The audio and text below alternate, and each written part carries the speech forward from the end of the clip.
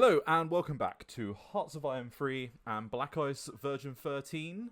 And I am AFG, and today I am joined by OMG and Hello. Dash Hi. Glika. Did I say Oh, that right? Gleicher. Come There on. you go, we'll just do it like that. Fuck it. Come If there's on. one thing Good. you come to my channel for, it's for me mispronouncing everything. So we are off to Yeah. a perfect start. And I've booted up in a Soviet campaign, so let the mispronunciations commence. You know, rock and roll. So, we're going to be giving a little bit of an overview today of some of the changes in version 13, and maybe a little bit of a kind of future planning kind of thing of what might be coming in the future. Nothing guaranteed, of course, but a little bit of a view of what might be upcoming. So, what I'm going to do is I'm going to start with a bit of a basic question for the both of you around version 13, and that question is going to be... what are the kind of, if you had to kind of list the three major changes within the version that we're playing right now, what would those three things be? You talk Ironically, we only put two things in the major Well, changes section. let's do of two the, then. of the patch note. Yeah. What's the two major things? Come on. Well, that would be the Soviet order of battle rework, I guess, which took Hervé like 17 years to finish because it was so huge. But now, if someone like hoped for years for like any other country to have similar representation in historical divisions as Germany has currently, then this rework is exactly for them, because all historical motorized, mechanized, and tank divisions are now in the game on like historical dates with like as accurate as possible division compositions. Commanders So, too. like, also commanders like have added thousands lot. of them. Yeah. He sent me the files one time. I actually like did like maybe few dozens of them, like pictures, and I gave up because it was just You too love doing much. pictures. Yeah, I love like doing graphics for this game. I'm so good at this. So just quickly then, in that like order of battle breakdown that you've done, I mean, I'm in the game right now and I can kind of see the naming convention for kind of like the Supreme Command and the kind of army group levels. You know, they look like they're do you know what I mean? The naming convention looks a little bit more what I would define as kind of Russian. So that's quite interesting to see. And I can see the leader listing, like you say, is quite involved. So how does that interplay with like the purges and things? I'm assuming you lose a pretty substantial amount of these leaders, and that event kind of fires as normal. Well, yeah, you do, but most of those events are post purges anyway. So Okay. it's not like it like breaks anything for you in like carefully curated OB or something like that. So And the thing that made it even harder to do than like Germany is because obviously a lot of the Red Army got destroyed historically. So you have these units that will form in like June or July 1941, and then they will reform as something else later. So there's going to be a lot of like yellow name stuff, like that they made all these tacticals and things, and they remade them, made them again, and stuff like that. So it's definitely one for the people who like the immersion a lot and can deal with their units being constantly kind of pulled off and then formed and upgraded. Okay, so like at the start of the game, do you get a similar kind of event to Germany where you can select like historical build-up? Is that kind of how it works, or is it just kind of preset that you've got the historical thing available and then you can kind of decide whether or not you do, like on an individual like unit level basis, whether or not you want to accept or decline it? I think most of them are decision based, right? So it's yes, you can just take the decision when you want. Yeah. Okay. Maybe I think that you can hold them if you don't want to take them. Okay, brilliant. Because obviously you have to think about the IC Day stuff as well. Like all of those events if you fire them all at once, Yeah. that's like Yeah, that's a lot. they are massive. Like Yeah. as Germany, you have like one division there, then like 4 months later you have another division. As Soviet Russia, you have decisions that spawn like 7 or 8. So those penalties can like stack up really high if you don't pay attention to that. So Okay. And then yeah. in relation to kind of like the costs associated, you talked a little bit about the IC kind of days that and the kind of system that you have in place for that. Is there also a resource cost associated with it, a bit like in Japan, which I'm Yep. doing at the moment, where there's generally a reduction in like energy, right, and other materials to put Yeah. these divisions out there. Yeah, well, you kind of have to have that because once you sit at like let's say minus 20 or 30 IC percentage of like total IC, you consume less resources, which before we actually introduced those resource penalties, it was extremely easy to just sit on maximum resources because of that. So it was too beneficial simply. Okay, brilliant. So most of the army then has had some form of a touch point really at at multiple kind of stages. Is there any differentiation, like have you done anything with like the NKVD as well, or is it predominantly kind of main army focus, and like how does like the guards side of things like interact with it as well? Everything is in so NKVD guards. I think he even did like the railway guarding troops. Okay. And stuff. Like yeah, he was thorough about it. Like so after he did it, he said to me, "Oh hey, can you check the localizations, please?" Because obviously he is unfortunately French, which leads to some slightly French ways of writing the stuff. So I went through and I was like, "Oh my god, there are so many." As I was going through each one of them, like, and he covered everything, like the naval like the naval infantry that they formed, Okay. the paratroopers. Like, I don't think there's anything that existed in real life that was more than the size of brigade that is now in. So. Okay. Brilliant. Yeah. And then so that's kind of covering like the army. How about the air force then? Does the air force also kind of benefit from a similar kind of increase in kind of historical related events? Is it similar to Germany where you've got like a historical build up path? Like how does that function? No, I don't think he touched air forces. There's a little bit. There are stuff for the like the air fleets and things, but I don't think it spawns in. I think it just spawns the HQ. I don't think it's. Okay. So you have to. It's. You have to still make them yourself, but the HQs and OOB and stuff is. Okay, so it's purely then kind of the army side of things. Then from a like I'm assuming the naval aspect for the Soviet Union was pretty light anyway in World War II, but it's already pretty much already as it was because the Soviets didn't really build much between game start. Anyway, exactly. and pretty much everything that existed already. Yeah. The high class quality of Soviet battleship designs, dating from World War One, very very strong and well known.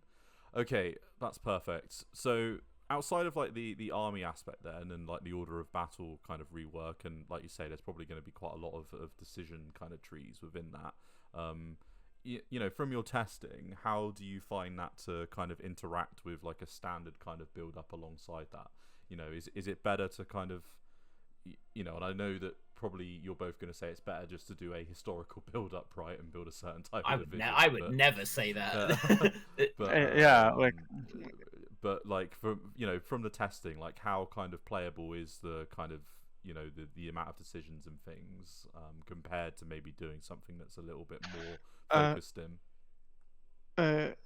Had played like a few games as Soviet Russia for testing purposes, and well, he never claims to be like great at the game, but he did fine with like managing all the IC debt and new units spawning every few weeks or months. So it's fine. Like simply like. And do you I do will you, say you have to be careful about resources, especially because like I think when you play Soviets, you love to spam out a load of IC the first like 2 years. But if you overmake it, and then you have a lot of these events that you fire to get your army going, you might, especially for metal, you might run out of metal, and then your IC tripled as a result of it. You do have to think about that. Yeah, okay. it definitely requires more careful It requires economy thought. management. Yeah, Yeah. it's not just brainless spam like yes, yes, yes on another decision. Yes. Yeah. And then just kind of on that point, then, if you were to do purely, historical build-ups, if you're only to kind of take the units that the game is kind of providing for you in that build-up fashion, how do you think you would fare against kind of a relatively strong AI Germany? Do you think you can hold that back with the purely historical build-up units, or do you think you'd still need to kind of supplement it with other divisional kind of upgrades and changes? I think you could do it, to be honest, but Yeah, you you might have to probably you might have can. to be careful at the beginning when you're having like because you won't have all of the units in 1941, right? So Yeah. it might be a little bit hairy at the very start Yeah. with the shock penalties and stuff. But I reckon if you're competent and you've not messed up the officer man like that, then yeah, I think you could do it. What about you, OMG? It could be You think it you could be a do it? challenge. I mean, depending on difficulty setting, of course. Yeah, yeah. Like, I'm picturing like a yeah. bog standard hard kind of setup. Do you know what I mean? And with the AI maybe on like very hard for Germany and like over like a normal game setting for like the player. I'm pretty sure you could uh, like defend with just historical units, the ones from decisions and events. Like Okay. there's There's a really video heaps of idea for them, you, and AFG. yeah, and there's also like in like follow-up years, 1942, 43, there's like bunch of guards divisions, heavy tank divisions, mechanized. So You get it's some like good stuff. yeah, it's a good stuff that and quite often good compositions too, stuff that players would actually build, not like some meme divisions assembled from some random stuff. Yeah, yeah, yeah. Yeah. Okay, that's quite interesting then. So I think that kind of probably covers off the kind of overview of what you've changed in that side of things. But is there anything else that I've maybe missed or that you think is worth mentioning on that front? On Well, Soviet front, well, you have some experience playing Germany into it. yeah, I know for you, obviously, you have to try and think in the space of a normal player, but do you think they'll find it more challenging or less? I found it more challenging. So yeah, it is slightly more difficult. Like I played 2 test games as Germany, and in both cases, in first case, I remember winning already like a day or two after General Winter kicked in. So like literally the last second, like movie bomb is about to explode 1 second on the timer type of thing. Yeah. And of course I didn't pick the winter uniforms because why would I? Like real men don't feel cold. So yeah, but second game I played was like I optimized a little bit more and it went kind of like standard. I don't remember exactly when it ended, but like safe win in 1941. So still required more micro and planning and stuff like that, but perfectly doable. So it doesn't break the balance. It doesn't make Soviet Russia unbeatable in 1941 or even 42. So Yeah, I'm also yeah. doing a US campaign right now, so I'm not personally involved in the Eastern Front at all. And by the end of 44, Soviets pushed into like Prussia. They like flipped Hungary. They were slightly into Romania and stuff, so they didn't steamroll. Okay. Well, it's Yeah, well, interesting. It's good to know. Looking nice. Yeah, with AI, it's really not a problem, like AI versus AI, because it builds based on ratios. So it is, if it gets a bunch of divisions from events, like tank, mechanized, it will simply, quote marks, manually build fewer of them Yeah. just to hit the ratio. So it doesn't really change much here. Okay. No, that's good. I mean, Yeah. it's always good to get the kind of dual perspectives on it, right? Between the kind of playing as them and the kind of playing against them, as when they're in the AI shoes. So that's quite good. Yeah, I'll definitely play Soviet campaign like in a few weeks, probably, just to like see how it goes.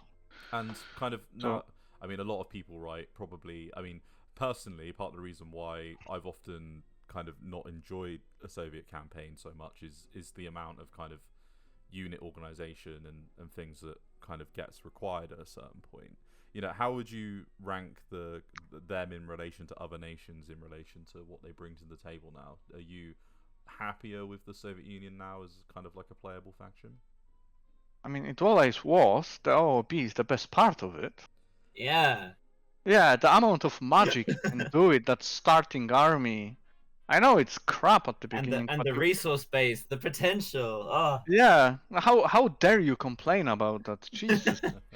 Not complaining about it, Like, just saying that's one of the things I think in the past that people have said to me is that they find that it's almost a bit overwhelming, like the amount of well, what you have to do, which to be fair is very on brand, right, for a Soviet campaign. I think you should Yeah, know I mean, what you're getting managing into. the biggest country in the world with the Exactly biggest with the army. biggest Like, army. yeah, So it's gonna be hard. it's going to be a bit of a slog to do that. So I don't think well, it's so Yeah. much that. Imagine Stalin coming into your office, putting a briefcase down and saying, "Hey, can you just organize the whole Red Army, please?" You know what? I can You're like, actually picture that happening. yeah, sure thing, mate. I'll get on. yeah. I'll get on it. Yeah. But You're no, that's you're not gonna say it's too difficult or too tedious. Yeah. no. I've always I've personally most of the time enjoyed my Soviet campaigns. Like, and I think they've always been quite. The fun of it is kind of shutting down Germany in like 41, right, and kind of coming up with different ways to do that, and then quite quickly turning the tables and building a bunch of tanks and watching them go brr. So Yeah. Yeah, exactly. that's kind of the fun of it. It's just that initial opening kind of jump that I think people have found. It's probably what I'm trying to say is I think it's one of the least accessible nations, I would say, from a standpoint of like kind of the initial learning curve of it.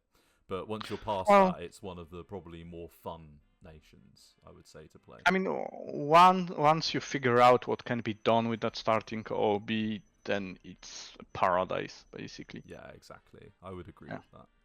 Okay, cool. So, but yeah, in reference to kind of like my question around, like where do you kind of see them and, now, like, are you fairly happy with the Soviets? Like, are they kind of off the kind of change list for now, kind of following this? Is there anything? Well, they are definitely not off the change list because When I say kinda, that, right, I'm not meaning forever. I'm just meaning like, you've got other priorities now. no. Actually, USA and Russia are our priority now because the next multiplayer that we'll be starting is actually USA versus Russia, and we want to like play a few games as both to figure out. I just want to throw it out there. You've opened it up to the wolves now by mentioning multiplayer game. I'm sure there'll be plenty of people that will comment and say, "How can I get to that?" So Actually, the next one that we will play, it will be very open because we will be playing as two countries only, one team on one country, the other team on the other country. yeah, So and we good. have like 5, 6 people that are here all the time. Yeah. So that's not an issue, and other people can just come and go. Like if you want to jump in for a week or two and just see how it goes, or like cause some drama by mismanaging a fleet and losing 6 carriers, then Delete the yeah, fine. entire order of battle. That never Yeah. happened in any Soviet multiplayer we've played. I don't know what you're talking about. What we never lost 6 carriers in one session? It was like 4 at most. Maybe. Okay. Anyway, yeah. So since it will be like very long-term multiplayer, we want to make sure that both countries work perfectly, like all events, decisions. There is no stuff that we somehow missed because, let's be honest, not many people play USA. That's why I'm doing a USA game right now. Yeah, and only few more people play Russia, so we want to like make sure that simply everything works, all the event decisions, balance, that they don't run out of resources or manpower too early or for Yep. stupid reasons. There's a few like kind of there's like factory events that you get which about some historical factory somewhere. There's a few of those that I'm gonna do for some oil refineries that existed that don't exist in the game. So a few small things to get added, but yeah. Okay, brilliant.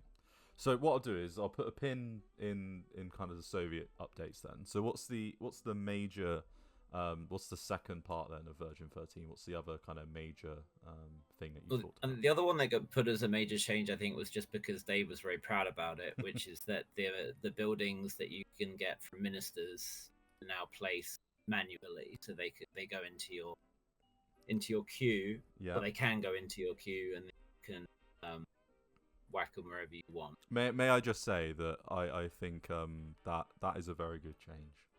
To be honest with you. Well, initially we didn't think it was possible, which is why it wasn't done that way. And then Dave figured out a way to make it work. So yeah, that's amazing. So Dave, just for the uninitiated, is also the individual that's created the utility kind of window that also opens, so that you can kind of keep a track of some of those different elements that are a little bit more hidden within the game. So I don't personally make a huge amount of use of it when I'm recording, just because I don't like flicking between screens and things and doing that on my videos. But when I'm playing offline and not recording, generally it's quite an interesting and useful screen, to be honest with you, to use to kind of keep track of some of your different things, like your IC position, your trades, and things of that nature, that are not quite as accessible within the standard kind of user interface of the game. So I think it is deserving a bit of a shout out to kind of strides across the user interface that have been made. He's added some more stuff to it as well. So obviously he's fixed the bugs, but he's also added this inspector tool, which allows you can select a unit in game, and then you can go to the utility inspector, will tell you the stats that. So which makes it it's more easy to see the different stats during division on the map, before you could only see it when you're building the division. And then so otherwise you'd have to go through brigade by brigade and see like what each one of their stats and try and remember. Yeah, and add them in your head. Yeah, you can just do it with that. And another nice thing is active event modifiers, which, when you hover on your country flag and you see some country modifiers that apply to your country, but you only can see like, I don't know, 5, 10, depending on how big they are in terms of lines. So now you can browse all of them in utility, so you have just a list of everything that is affecting your country.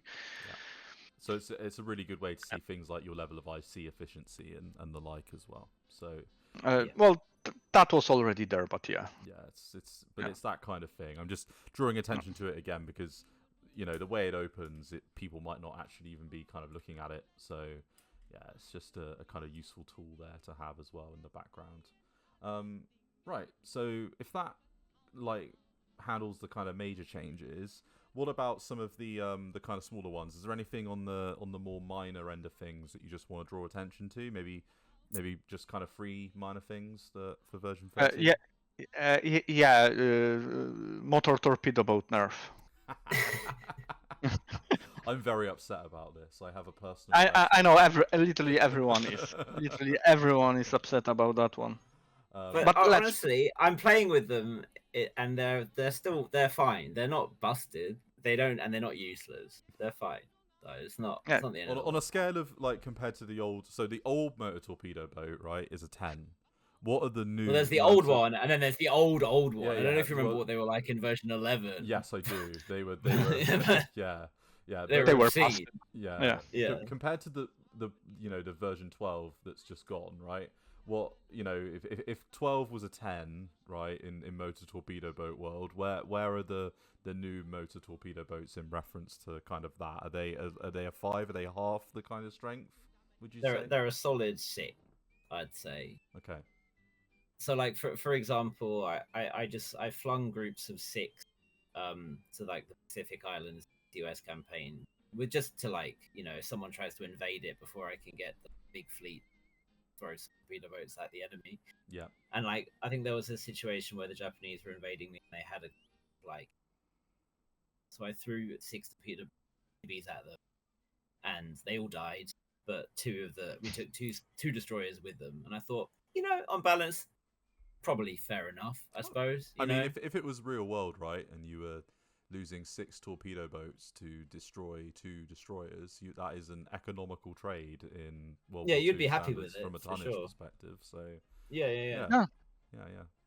That's pretty good. Okay, so I mean, yeah, a nerf, but still usable and still kind of an interesting part of the game. I similar to you, I quite like using them for kind of island defense and that kind of things in the Pacific. So yeah, that sounds good. Second point then, So, OMG. we got OMG. You want to do that? You want to do like event? No, not events. Do you want to do like the unit movements and tech changes and stuff like that, and then I'll do events? Yeah. Okay. Changes? Yeah. So I'll go with units then. Well, the first big change, I mean, big, like some people probably won't even notice that we increased envelopment penalty. Okay. Pretty much, yeah, I think by like 50%. I mean, 50% of what it was, not by 50% flat. Yeah. Yeah. So previously it was a modifier, wasn't it, of 50%? Are we saying was it 50%? No, I can't remember what it was. No. That's encirclement. Envelopment was 12. 12. I think. Okay, yes. Yeah, I'm yeah. getting them mixed up. Now it's around 20, and it stacks. It's Okay. per each province after third one. Okay. So brilliant. yeah, if you're being attacked from like 4, then it's 40% because third and fourth apply. So yeah. Okay, brilliant. And then you get the standard envelopment one once you actually surround them. Encirclement. Yeah, exactly. Yeah. So that's what I mean. well, yeah, once you do that encirclements are deadly now. Like I mean, more deadly. They always were, but now it's even worse. So don't get encircled by AI. Okay. Yeah. From the bigger stuff about units, we rebalanced bombers a little bit. Okay. Closer support got slightly nerfed because it was also like maybe not as busted as motor torpedo boats in terms of naval warfare, but it was definitely too strong. So when you say bombers have been buffed, is that all bombers? So light, medium, and heavy, or? Light was basically untouched. We just lowered strategic attack a little bit because it's a light bomber. Come on. But medium bomber was buffed, like soft attack by a lot. I don't exactly remember by how much, and strategic attack was also slightly buffed. Because who even used medium bombers? Like they were. Me. Well, yeah, because you build like historical stuff, but if someone just plays the game to win, actually, so is it a little bit of a buff then? If you select the kind of like light aircraft option, right? And it is if you're playing Germany as well, and obviously you select the is it General Waiver dies? Is it so it's a bit of a buff then to Germany because they don't get access, do they, to strategic bombers generally if you follow the historical route? Not really, because I mean everyone gets mediums. I get that. I'm just saying that the countries that don't go into strategic bombers generally historically they will get a little bit more of a benefit. but you should. Like, let's be honest, strat bombers are too good to just not build them. Sometimes you're So too poor to build them. No, but that's what I was thinking. I was thinking, some nations like if you're Japan Italy, or we have a Italy, lot. You have a right? lot of medium bombs in your OOB, and you're good luck Yeah, getting strats. well, Yeah. then you should be happy because you already have heaps of medium bombers that are now I'm better than very they happy. used to Yeah, be. and that's what I'm meaning. I'm meaning that there is actually a little bit of a buff, right, for some of the nations Yeah. where strategic bombers maybe aren't, something that you can immediately go for. Out of interest, if you were playing like a United Kingdom campaign, do you think mediums would be enough for a United Kingdom campaign to kind of concentrate on them and not go for strategic bombers so much? Well, you I- get a lot of strats as UK. You from get a lot of events, strats so- from events, sure, but do you think there's a more of a niche for like kind of medium bombers as the United Kingdom? Because generally, whenever I play the UK, I just concentrate on CAS and strategic bombers. But do you think what you've done would kind of I used them a lot in my before I did this US run, I did a UK run.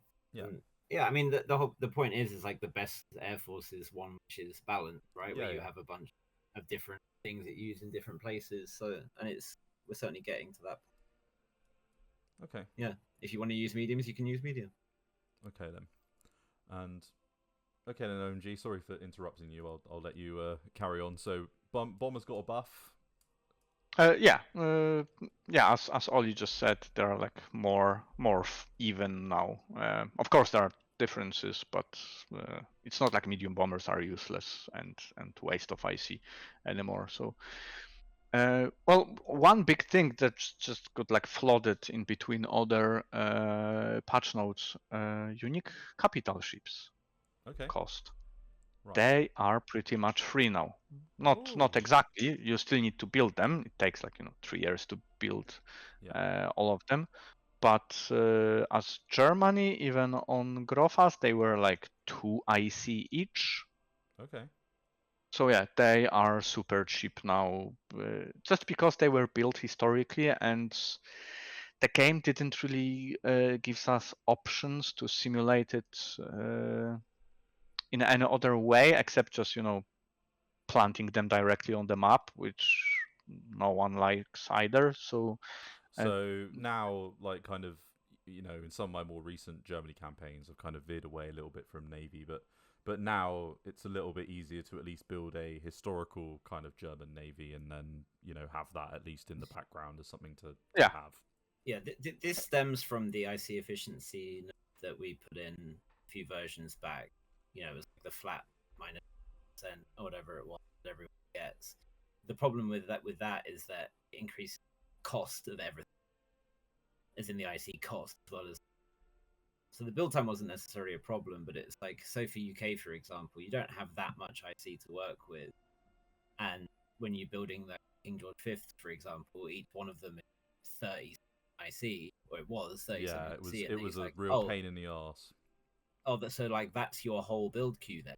Yeah, I and ran into you're not that building anything else. So it was like, well, we need to find a way to that work. So a lot of the changes for version 13 were finding ways to make some stuff % in that regard. So like air base is a bit cheap and stuff like that. Okay, so on that point, it's probably a good chance for like actual buildings then. So you've mentioned air bases there, but also ports. So I always thought ports were quite expensive, to be honest with you. They're still expensive. Okay, of course they are. I mean, why wouldn't they be? But you've made air bases a little bit cheaper, have you? Yeah. Air bases are a bit cheaper because we can reason, it doesn't take very much to dig out a basic airstrip. And what about kind of one. your standard industrial kind of building selection? So your energy, like your refinery type buildings and your actual IC cost, is that fairly safe? Those haven't been changed. So we don't want to make it too easy. We changed them few versions ago, so yeah, exactly. Yeah. What about infrastructure and like kind of pillboxes? Okay, so cost-wise, they won't change. OMG and I went back and forth about the actual value of pillboxes and fortresses for a while, and we ever so slightly tweaked it. So pillboxes now give slightly more than they used to in terms of fort modifier, and fortresses give slightly. Just because it would be the case where you build up a bunch of pillboxes late game division doesn't suffer any penalty from attacking. Yeah. It's still not massive, but like if you have a poor division, pillboxes will cost a bit more into. But in terms of their actual build cost, that's not. Okay, and how about coastal forts? We haven't No touched other those. building was changed yet. Okay, Right, and so just their reason. okay, so and to round that out, so radar unchanged, That Unchanged, yeah. and anti-air unchanged. But I mean, it's cheap enough. It's the artillery practice once you've built. yeah, and I think we nerfed the efficiency of AA a little bit. Was it this version or the previous one? I think it was the previous one, wasn't it? Yeah, I actually don't remember now. There's too much of that. Okay, perfect. Oh. So that's kind of from like a building perspective. Is there anything else, OMG, from like a unit perspective that we? Some armor piercing tweaks. Transports movement. Oh, and transport movement. Okay, so one thing at a time. So yeah, we buffed like heavy anti-tank guns. Okay. So late war, they are on par with heavy tank destroyer in terms of piercing, and we also like tweaked some armor piercing values in general. Added a few levels to certain techs and stuff like that. So late war, basically post-war, like 45 plus, you won't run into a situation when basically the only unit that has enough armor and piercing to deal with anything is heavy tank destroyers, because this is kind of what happened in our multiplayer. Yeah. Literally every single division in Europe has heavy tank destroyers in it. Yeah. Marines with heavy tank destroyers, mechanized heavy tank destroyers. It's kind of silly. Yeah, paratroopers, heavy tank destroyers, mountain divisions, heavy tank destroyers. Literally everything has heavy tank destroyers, and we were like debating how to solve that issue. And the first step is simply tweaking some armor piercing values. So late war, they are more sandbox, I would say. Yeah, like maybe not exactly how it was in real life, but like 47, for example, 46, 47, if you have all techs up to date, and you probably do, then medium tanks will be able to pierce pretty much all units in the game. That's good. Yeah. Because, well, let's be honest, you already had like 90 millimeter guns on all medium tanks or something similar, at least the ones that were like new and in development and stuff like that, and they were able to pierce everything from whatever distance was practical. Okay, perfect. Yeah, and transport units Yes. change. Yeah, we tweaked the speed of all units in the game, so now it's less feasible to build divisions without transport units. So yeah, you actually need horses or trucks to move division efficiently. It will still move even without them, but previously it was for infantry, especially for infantry, you could easily get away because having infantry that goes 4.5 kilometers or 3.8 is not that much difference. Yeah. If you can add another combat brigade. But now it's like half the speed, so it's pretty much garrison speed without transport unit. So you've almost, and to be honest with you, I was already kind of doing this, but if you are building garrison units, to sit in a city, right, don't bother putting a transport brigade in them. I have told people this before, but just like like if you're building an island division, you don't need to put a transport brigade in it. Yeah. But yeah, that's fine. Yeah, well, for islands, it's still like it's a valid strategy to skip transport because, well, again, as you said, it's not going anywhere. So it's almost there's almost an argument to be made as well that a bit like in Japan in real life where they built like kind of static divisions, right? And they built kind Germany of especially did yeah, that, exactly. There's almost like an argument to be made that you can make kind of fortress static divisions that you might use for certain situations and certain reasons, and then you've got an option for slightly more mobile, maybe not quite as hard hitting units as well, kind of that run kind of to be a little bit more exploitative and mobile. So it's quite interesting as a byproduct. Okay, right, that's quite good. Does the AI particularly function well with that? Like, I mean, I've just been playing a Japan campaign, right? And I've been playing against China, and China has a lot of kind of stock units that don't have transports and things, etc. in. Does the AI particularly cope with that and have an understanding of the fact it needs to put transport units in order to get them to be a little bit?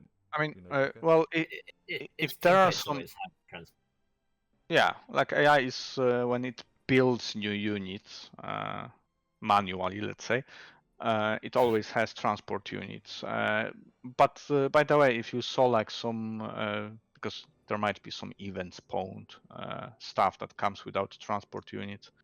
If you see something like that, just let us know. Yeah. Yeah, there For will stuff be like always China's phone OOB, it's number like at the bottom. yeah, The yeah. reason For I'm stuff like China's OOB, it's like, well, those were barely functioning units in the first place. And yeah the starting stuff. yeah so It's- the reason I'm asking is, like, obviously I'm playing Japan, right? And Japan starts with a lot of units in the order of battle that start with just like a cav and a recon cav. But I'm wondering, should Yeah. all units have Actually, well, a cavalry is one of the few you can actually do without, okay because okay they are, they're on horse. I guess what I'm asking is, are you going to go through like all the order of battles at some point and add like transport to any units where there's only maybe one or two, and just kind of if clean that there's up? situations where they justifiably should be, then Yeah. yeah, we will. Okay. Yeah. But it's still in that case for starting OBs, we still follow along with 3 as well. So if there are historical units where they weren't really transports, they were just banned militia, then we won't. Yeah. Okay. Cool. That makes sense. Okay. Cool. Right. Can I do my bits now? Yeah. Is there anything else Yes, on you that can. front, OMG? Are we good? No, well, I'm not gonna go to like small changes, Yeah. like Yeah, you oh, can obviously read the patch notes to see everything. Yeah. We'll Exactly. just cover. Okay. Cool. Right. So after you. So so we first of all, for like stability things, in the last version Dave purged a couple of countries, as in that were either you barely ever saw them, you never, such as North Korea, which was it was in the game. There's nothing in there that actually to it being formed. I do want to add that back, but anyway. of course. Well, yeah, we'll get to that when we cover the future thing. But so I went through and basically deleted all of the countries that had no real precedent to exist, because they were either like colonial options that gained independence kind of out of mod time frame, like the 60s or whatever. So, just quickly on that point, you're telling me that I can't be a UK campaign and release Jordan, Cyprus, and get regional puppet master? You can still release Jordan, because Jordan gained independence in 1947. I now have an encyclopedic knowledge of when different countries got their independence. Yeah. So Jordan's still in. I'll tell you the countries that were removed: Ukraine, Belarus, Serbia. We'll get to the why. Madagascar, East Timor, Kuwait, Suriname, Guyana, Sudan, Somalia, and Cyprus were all. Okay. Which is sad, but it helps a bunch with the game stability. The game is loaded. That seems like a worthwhile trade to me. Never, So it's ahistorical and it helps the game run. The side effect is you can't become a weird puppet master, but it's not the end of it. No. Okay, that sounds good. So on the Serbia thing, so this feeds into the biggest project that I did for this version, which was Yugoslavian partisan.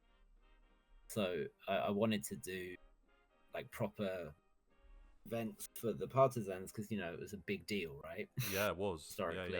Yeah, it's a really big part of the war. In game, though, there was like random events that would spawn some partisans, but it was very simple. You just kind of leave a military, some cavalry, kind of bop them like a whack-a-mole whenever they popped up, and it wasn't very challenging. Yeah, it didn't require much effort from players. So I wanted to kind of change that and make players actually have to lead a lot of stuff in Yugoslavia to deal with proper unit spawn. And for So, the historically uninitiated, I think between the Italians and the Germans to kind of handle Tito's partisans and things, I think they had to position something like as much as 300,000 troops or something in the area over like the course of the war. It was a pretty large amount of forces. It was a huge drain on resources. So there are now events which detail all 7 of the major partisan offensives. Fortunately, in like Yugoslav law, they kind of detail the big ones in these like 7 blocks, as well as a few other smaller ones. So to facilitate this, Serbia was removed because the Serbian kind of puppet state didn't work, and the Germans then placed it under direct military administration. So we decided to kind of, it was a similar kind of deal to like Norway, you know, like there was like a civilian administration, but it was never an international recognized state like Croatia was. So Croatia's back. Croatia was initially not available. Expeditionary thing, which is the other thing. AI can't expeditionary anymore, so you don't have to worry about like some AI country like Manchuria with Japan's army. So annoying when that used to happen. Yeah, so that's all gone. So Serbia is gone, and it will instead be occupied instead of annexed. And then these events will happen, which spawn increasingly large partisan uprisings in their historical locations, as well as random ones around. So you won't be able to just go, oh, I remember to garrison these provinces. It's going to be like a degree of, but also you have the, which will get increasingly tough. So it'll be part like militia, partisans, infantry. By the end, you'll have like motorized spawning, which you have to deal with. So yeah, that I want to see when they spawn. Do they spawn with kind of like a full organization kind of in place? You know how they spawn do they as Yugoslavian units. Okay. So in the same way, if you've ever had the Warsaw Uprising happen, when you're playing German, where Polish units spawn, they should spawn in organ. Unfortunately, it's not possible to spawn divisions. You can only spawn brigades. Yeah. So they're independent brigades. They're not going to be unstoppable forces, but it will be kind of tough, and especially because a lot of the places they spawn are mountains. Yeah. Okay. Well, it sounds interesting. Yeah. So that's the biggest one. There's a whole bunch of like smaller flavor and stuff. And if you were to play a Yugoslavia campaign, right? Yeah. And then get conquered, can you kind of take on that role with the partisan kind of side of things? Yeah, because now Yugoslavia stays in allies. Who happen? So it goes into exile once it should. It goes into exile once it gets conquered. So you could, in theory, then you'd have to save and like, because that's game up. Yeah. Low. So you can continue in exile and you will get those born. But I think that would be a very boring campaign. You'd just be sat there waiting for events to happen and then hoping to move a few units around before you get killed by the AI again. Yeah. But you could do it in theory if you wanted. Yeah. Well, hey, we like more options, right? Do you know what I mean? Yeah. I'm picturing a campaign where you lower your neutrality really rapidly, create mega Yugoslavia, and then eventually like kind of fall into obscurity and have to deal with a bunch of partisans. So that could be quite interesting, actually, as a campaign option. So speaking about the independences that I was talking about earlier, so I've started adding events for countries that gain independence within our time frame. So far, just Lebanon and Syria, but the others will, like Jordan, Palestine, and the No country, will all get their events around them at some point. Basically, we decided that that the end point of the mod in terms of development, we settled on 1953, around about that. You can still play up until 1958 if you want. Nothing will happen beyond that point. So we're looking to add some like war stuff, which will be the kind of stuff we do in the future. Okay. Which is why we'll bring back like Korea and DDR and stuff like that. Gonna do some a little. So you're gonna eventually. I mean, we might be going a little bit into future planning now. So Yeah, do yeah, we yeah. want to? We can circle back around. I'll just mention Yeah. a few other things that I did. So I won't worry about all the smaller flavor events and stuff, but I've been going through the whole map and making sure that populations are kind of accurate or close to accurate for the time, which has resulted in a lot of me fighting with different resources or ChatGPT when I'm trying to get it to pull up 1930 census data from a particular country, to ensure that you don't have situations where you have like one province with 20 manpower in it, and then you have a bunch of other provinces in it, to add more value to the rest of the map. So it's like, yeah, this is a fairly sizable city, so it should also have some manpower, right? Yeah. So I've been doing that. It's not fully done yet because I do the USA, which is be a slightly daunting task that I've been putting off. But yeah, and also just making sure that like historical factories and things like that are all in place. One, some countries got victory points, so they're a bit less easy to conquer, like stuff like that. Yeah, just generally expanding and improving details. Okay. Right. That sounds. Um, That sounds one- positive. 1 minute. Yeah. Oh, OMG! You said 1 minute. I think I mean. Oh, I mean. I don't know. What does he mean? I don't know. You're leaving us hanging. What do you What? mean? All right, never mind. I don't know. Never mind. What? Okay, right, that's fine. Okay, so is there anything else that you want to bring up? Oh, the Bohemia Moravia thing, because this made people mad. Okay. So, Germany no longer gets cores on the rest of Yeah. Czechia, aka Bohemia Moravia. Yes. So it does not benefit from its factory stuff. Okay. And the reasoning for this is twofold. One, because it wasn't part of the Greater German Reich, the protectorate. It was ostensibly its own. It wasn't considered Germany, so it shouldn't be core German territory. Yep. And then the second is a balance reason, which was you could, as Germany, get yourself captain of industry as soon as Munich, which was a bit busted if you're German.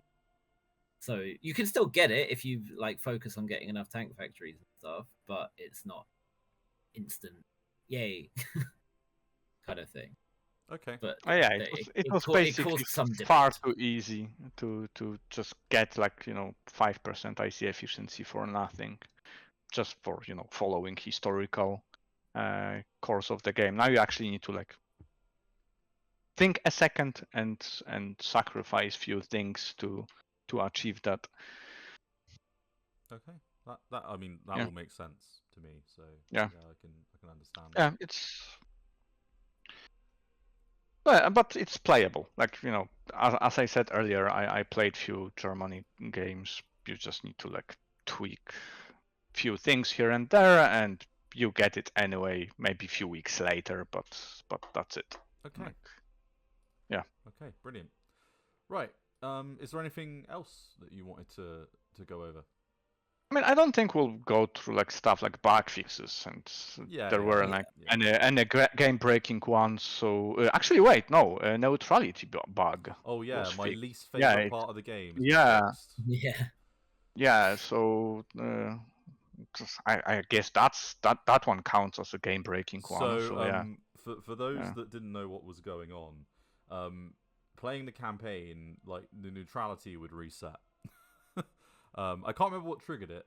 To be honest with you, what triggered it? It's Peace. war, going from war to peace. Yeah. Okay, so going from war to peace would trigger it, but it was a real annoyance. So like Italy, for example, right? If you're trying to get them in the faction, they would like end the war with Ethiopia, and then they'd be at like 100% neutrality again. You'd be looking at them like, sorry, what's going on? So that kind of issue that was a bit frustrating has been dealt with. So yeah. I forgot one. Yep, go for it. You've got time. Yeah. So the So remember, if you're playing Germany and you're invading the Soviet Union, you get that event saying, "How do you want to handle the occupation of the Soviet Union? The Ribbentrop Plan, or the other guy's plan?" Why am I blanking on his name? I can't remember.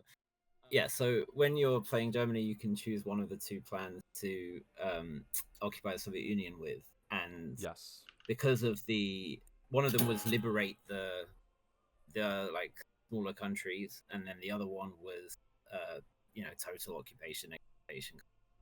And generally speaking, you would choose the liberate option because it gives the Yeah, the minus 15 minus national 17 unity national or unity something or whatever it was. It was yeah. great. So because obviously in the previous version, like the Caucasian countries were removed, and in this one, Ukraine and Belarus are removed. The option that option doesn't really make any sense anymore. So now you can still choose either option, and choosing the liberation option does allow you to liberate the Baltic states.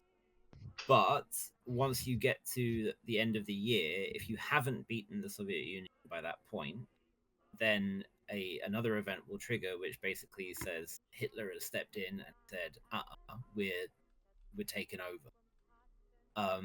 So then it will put you back onto the Reichskommissariat's path and will refund the national unity of the Soviets. So if you choose that option, they suffer the NU hit. You can liberate the Baltics if you fancy, but then you're on a timer and you need to beat them by the kind of end of actual historical Barbarossa one.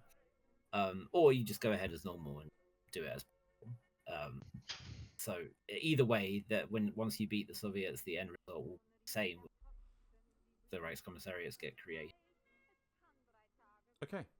Well, I mean, that makes sense, and yeah, at least you've factored it in because of the fact you've removed those nations. So it all makes sense to me. So I think I'll call it there. So I'll just say thanks very much for spending the time to go over version 13. I think we'll do maybe another follow-up video, relatively soon, where we maybe talk a little bit about your future plans and kind of what that entails. If you are leaning a little bit into like the early kind of Cold War period, and that's kind of something that you're kind of interested in and expanding the game out there. And now that the game's let's not go that far. Like, slow down. yeah. But let's have a little bit of a maybe a catch up then about what some of your plans are and things. But I have been AFG. Thank you very much for watching. And I will include a link in the description to the mods Patreon setup. And also a link towards their Discord server, so you can also look to join that as well.